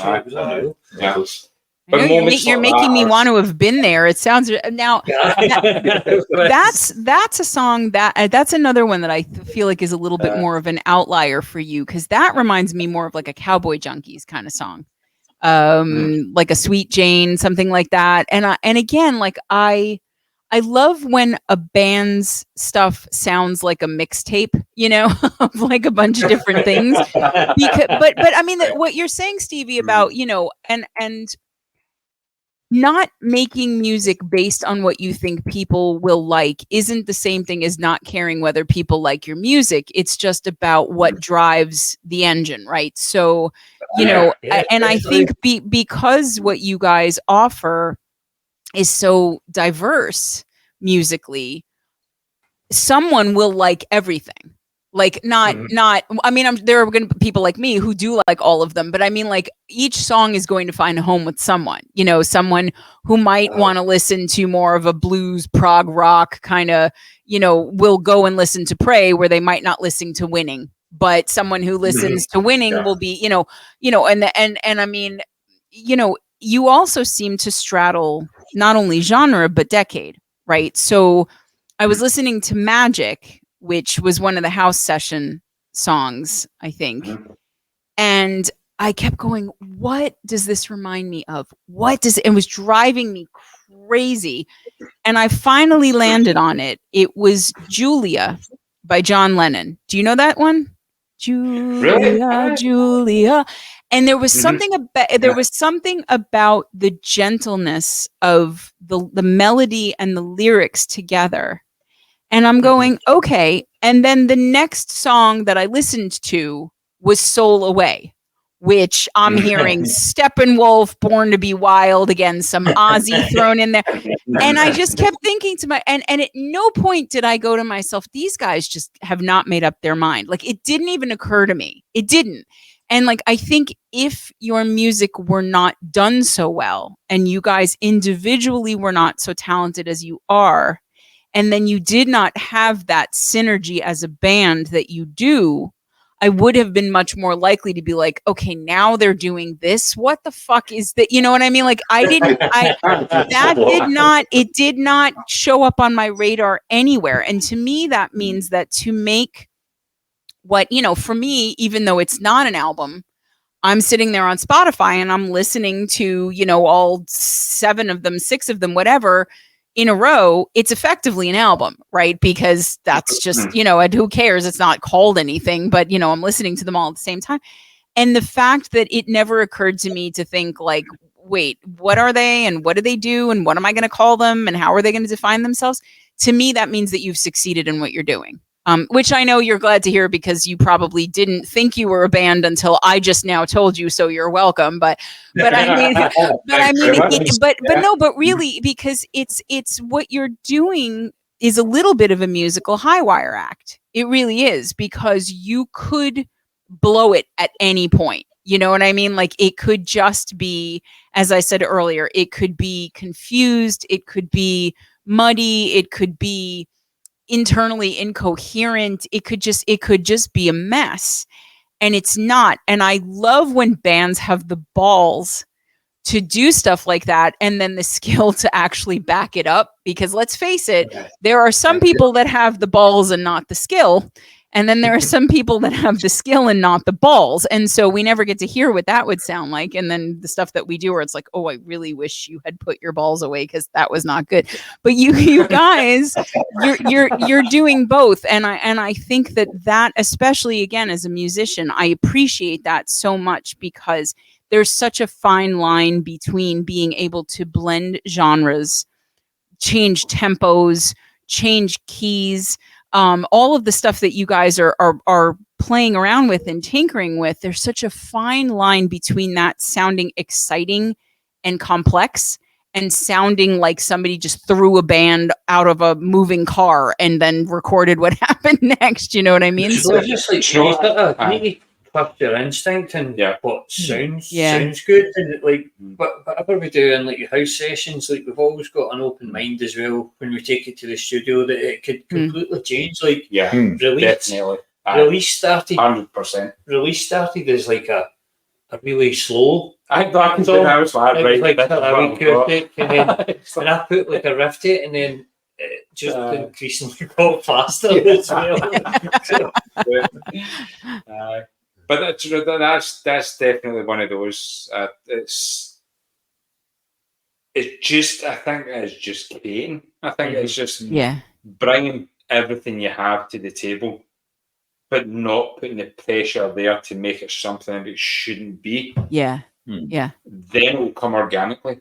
Do you know what I mean? And it will develop itself and it'll come around and it'll meld into something you wouldn't think it wouldn't even be, if you would say that in a sense. Do you know what I mean? No, but I also think that one of the things that differentiates you from maybe more of a traditional jam band, if there is such a thing, is that you also know when to edit. Because just because you can play all the notes doesn't mean you should. Just because you could throw in some completely different thing here as a solo, or, you know, go in a completely different direction vocally, doesn't mean you need to do it. And so while I don't think you guys are limiting yourselves, I think you are aware of what the weight of what you're building can bear and what it can't. And so it's not limited, it's just chosen. Does that make sense, the distinction that I'm making? It goes back to something you said earlier, and it's like serving the song. I think that's like kind of important as well. It's like, because you suppose, like, selfishly as a musician, you go, I want to play some crazy solo in here or something. Aye, but it's not going to do anything for the song. So it's like, we're all kind of trying to serve the song. Actually, it can get messy when there's too much there. Aye, it's like silence is very much a tool to use as you know, sound. Right. No, and I don't think enough. It's like in film now, or even just watching commercials, everything is just constant stimulation, and there's just something happening at every moment. And I think that musicians have sort of largely forgotten the art of the dynamic and the pause and the silence and the breath. And it does, and I mean, even in a song like Symbiosis, where you're not like, you know, stopping regularly or anything like that, but the notes they're spaced enough, you know, the riff relative to the vocal. There are little breathers in there where, yes, you know, Andy and James are carrying it through, but not every moment is taken up with something, you know, or not everybody is playing at every moment. And it does give the ear a chance to enjoy, you know, it's sort of like the sorbet between courses, you know, you're cleansing your palate a little bit, that people aren't afraid to be quiet for a couple of seconds there and throw something in there, or slow it down a little bit, where maybe, you know, you would have been more up tempo until, you know, James tells you to speed it up or whatever. But no, I respect you guys so tremendously as musicians, because what you do is not easy, and it really could be much less successful than it is in the final take. And so, you know, I was really interested to get my hands on you and talk to you about, you know, how conscious this was. And it's funny because it sounds like it was something that was more tacitly agreed on among the four of you once you started playing together. I don't think anybody sat down and went, you know what? We're not going to define ourselves. We're going to define ourselves by not defining ourselves, and we're going to be genre rebels, and we're not going to be pitching. It sounds like you guys just sort of started playing together and went, okay, we all know what we're doing here. And then you just let that be and become whatever it's really a conversation about. But I think that comes down. It's like coming in, bringing a song. You might think it's like, it might be close to you, and you're like, no, I want it to be this way. It's never really been like that. It's just like, as Dave, it's like when we first went in the studio, it was like, Andy, play what you want. Just do your thing. Same with James. Play what you want. Just do it. You can hear that on, like, say, Reprieve as well. You said something yourself about how on Reprieve there's not reprieves, but there's like different sounds within the music. Like there's one of the bits where it's like I don't play anything, but Andy plays like this run, and I think it's almost like a punk run type of thing on reprieve. So that's but it fits what you're trying to do. You're not trying to. No, but we've never tried to sound like anything. Yeah, we just play what we feel and you sound like you. You sound like Pangean Sons. That's what it is. But it's good, and I am very interested to hear what the miles away from anything we've done completely different song is, because I still can't figure out what that would. It would be like, okay, it would have to be. I think I figured it out. I think it's a country rap with a lot of heavy synth and then a frog croaking in the background. Is that am I close at all? Don't give us ideas. Yeah, I know. Right now, I get half the royalties of that one. The rapping frog or whatever. But no, I mean, it really it does make it interesting because we don't know what you're going to do next, and let's be honest, you guys don't know what you're going to do next necessarily. But that's fine because it will come. It will come. So, I mean, before we wrap up, I wanted to ask you, is there anything specific in terms of songs that are coming out soon that you want to let us know about? I mean, I know that you've got, the Soundwave gig on the 5th, August and all of that. But I mean, when can we expect the next? I mean, I know you said Facebook, we might get this song that you guys wrote in like 45 seconds the other day or whatever, but like, I think a month. I think we will. I think we'll do that new. I think we'll probably put that on Facebook, probably just again as a house session, as a sort of taster of what's to come. We'll put that out, but I think the album with the other 4 songs in it. So what the now be 4 songs, I think, and then I think that'll probably be about a month and a bit away. Maybe 2 months. Maybe 2 months. We need to do 2 studio sessions. August, then August, September, October. We're doing that in October as well. So 2 months. September. It gets easier in there. So that was one of the ones you were talking about earlier. So that's done. Yeah. I feel like I'm sitting in on a band meeting right now. You guys are like, we could do this. First up, probably, I think we're looking at album-wise, probably push September-ish time. Yeah. I think. Oh, okay. So not that long. Yeah. Not that long. Delayed a wee bit with various things, I suppose. But yeah, definitely that's the next. I know we need to stop jamming. Not waiting. No, that was one of the things I meant to say earlier, like what you were saying about we sound like a jam band, but we're not a jam band. Like we do jam, but then we take what works and we put it to the song then. Right. Yeah. Okay, so good. So the album, then we're talking maybe like a month-ish. That's not too bad. Couple months. I would say realistic. No, you've committed to it now, so you have to do it. That's it. I have it on film. I can use this against you in court if I want. So I can just sue you for emotional distress if it takes longer than that because you're making me wait for new Pangean Sons music. So okay, so and I know you're gonna just kick ass at the festival too. That looks like a really fun thing that you guys are part of. Yeah, and it was where guys started, right? So this is your triumphant return a year out. You're back and you've known each other for more than 3 weeks or whatever as a band, and look at you. They'll be like, look at how they've grown in a year. It's kind of amazing. So okay, so you guys may know this or may not, but I end every show with a little segment we like to call In the Vox Seat. So I am going to ask you guys the same 5 questions I ask every band. You may hate at least one of them, as I tell everyone, because everybody seems to hate at least one of them. But I would love to get answers from each of you too. We should have had a little James sock puppet or something you guys could have answered for him with. But hello, I don't like this. But okay, so the first question, and good luck with this one, guys, because I think we've spent most of this episode making sure that people understand that you're not going to be able to answer this question easily, if at all. But If you had to sum up the music of Pangean Sons in 5 words or less, what the hell would you say? Play it like you feel.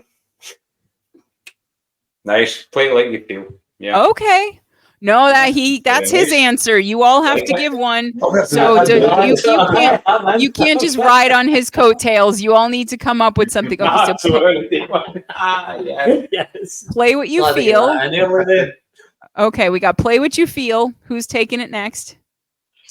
Melt your face off. Melt your face off. Okay. Caress your soul. Melt your face off and caress your soul. It's something in my head and then it's suddenly gone out. Too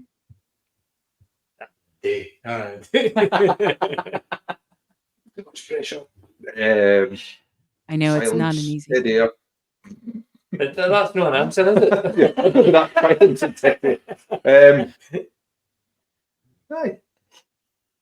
Bit of everything. Okay. That's totally fair. That's totally fair. Okay. So yeah, that's kind of what I thought we were going to get to, is the idea of, we don't have a clue or something like that, or whatever we feel like today. But okay. I you know what? It is I ask the question because sometimes people will talk about genre in answering it. Sometimes people will talk about the emotion that you get from the music when answering it. And sometimes people will take it in a totally different direction. Like I think Sean Thunderfoot Wells said, and I quote, "It was just like him. Sexy, sexy, sexy, sexy, sexy." So, and like there's no wrong answer to it. But I like that you guys stayed true to the fact of, we're just, playing what you feel and melt your face off and caress your soul. So, which are two things you don't generally think go together, but there you go. So, okay. What is for each of you your favorite thing about being a musician? Connection, I would say. Yeah. Mm-hmm. I think Nice. Coming together, the connection. When it hits, it's like that. Yeah. It's a hard thing to explain because like for me the favourite thing is that feeling that you get when you're in the moment, the zone, when you're playing, and that's, well, for me anyway, that's hard to try and describe that. I always kind of feel like you're kind of like playing a song and it's like just going well and you're kind of in the groove and it's almost like gliding. Aye. You just feel like you're gliding along in a wee sort of kind of airwave of everything all coming together. Aye. And just that kind of bit when you get that, that's just like the big kind of high basically, isn't it? I think that's what I love about it. Just when you just, it's kind of hard to kind of grasp, but when you get it, you're just like, yes. It's a feel. It's a feel. And then you hit a bum note and it all goes wrong. You guys, I'm telling you right now, you guys need to reach out to Rehab in New Zealand because they gave almost an identical answer yesterday. And it was you two are the only two that I've heard describe it. So I feel between the fact that you guys are not wedded to genre and you guys are just getting that moment there, I feel like you would get along very, very well. But okay, yeah, I a connection and being in that magical space and all of that, I totally get that. So okay, but now where there's good, there's always not so good. So the flip side question of that is, what is your least favorite thing about being a musician? If you have one. If you have lack one. of time. Yeah. I would say. Lack of time to put to your passion. Yeah. Definitely. Muscle cramps. You need to drink more water, Stevie, but yeah, muscle.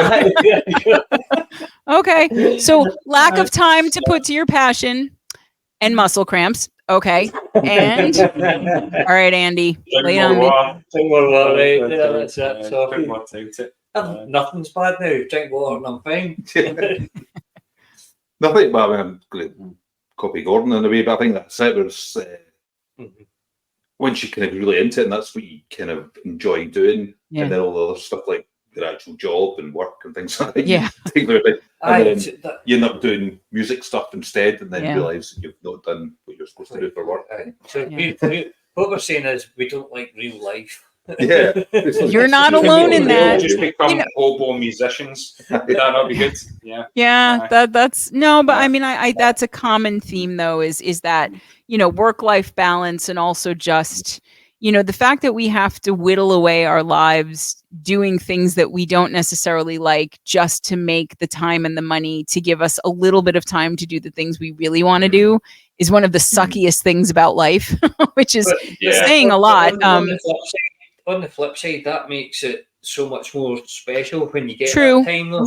That's Focus, true. I suppose. That's Yeah. true. Yeah, because you got to wonder if maybe the people who do music as their day job take it for granted at some point.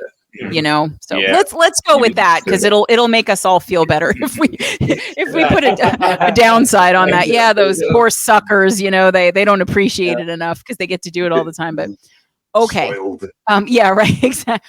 Okay, this one I'm really, I always say this, but I always am genuinely curious. But I'm really curious to see what you guys are going to say, and this might be the question that you hate.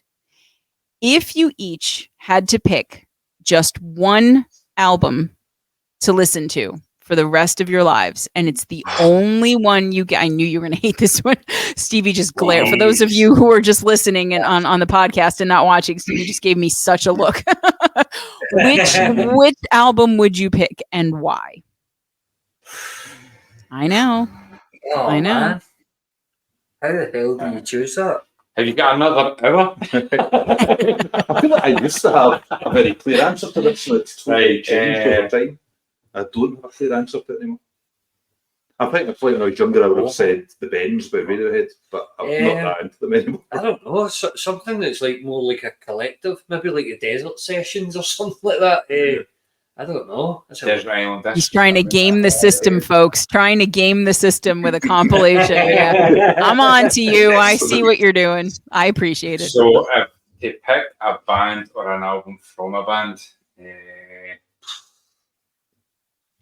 that's a very hard one. So Right now, again, for those of you who can't see this, they look like the see no evil, hear no evil, speak no evil monkeys right now.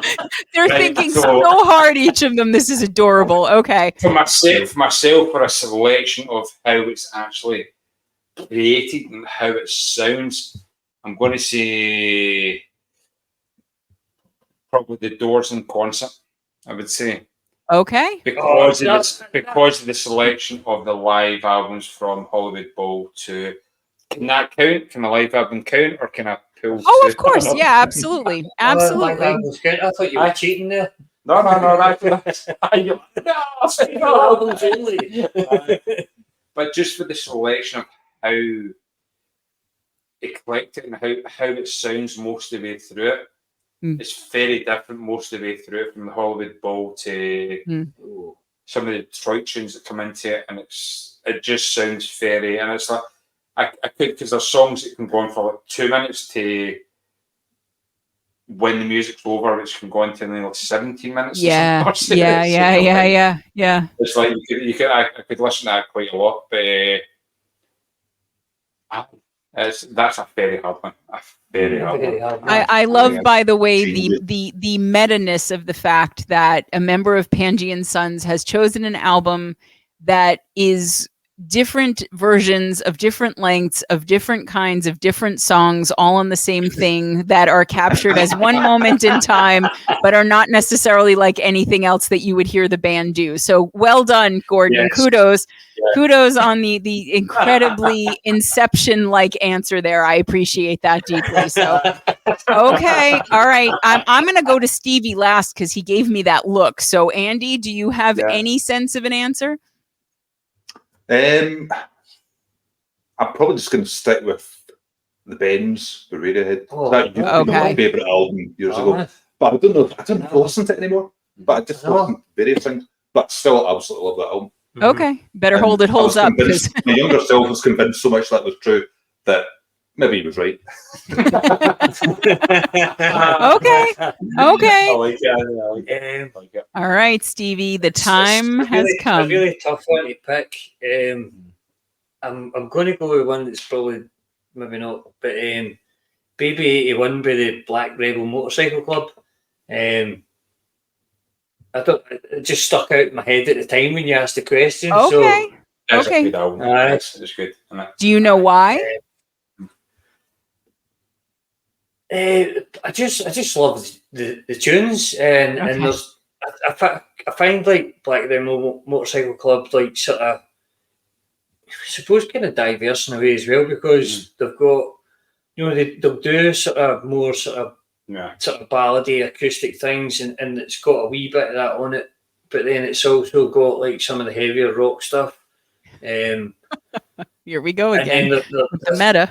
they also switch between guitar and bass, and they you know, like Yeah. they switch bass, guitar, and it's not always the same sort of thing. I love and then it. There's all there's like all the different tunings as well. So Okay. Yeah. Okay. You did it again. Yeah. I love it. You guys are so consistent. It's great. So consistent in being unpredictable. It's wonderful. The good news I have for all of you is that this was a purely hypothetical question. So it is not actually happening. You looked so worried, Stevie, like I was just going to come to your house and take all your other music away. He really gave it thought, ladies and gentlemen and people. It's done. It's done. Yes, he did. Okay. Now, you know, this is the last question here. We've talked about a lot of things. We've talked about not being hemmed in by genre. We've talked about the synergy and the connection among the band members. We've talked about just doing what you feel, and you know, we solved the weighty question of animals at the beginning, you know, giraffes and porcupines and hippos and all that, but none so difficult as this question. Okay, so here we go. Your toilet paper roll, when you put it on the little holder, does the toilet paper hang with the toilet paper coming over top, or do you pull the roll out from under the bottom, and why? No, Over the top. Over the top. every time. Okay, Andy, you too? Not a deal breaker, but yeah, over the top. I would say. over No. So nothing else will do. Tomorrow Over when the we're top. in the studio, if James says under the bottom, there That's could it. be trouble. Aye.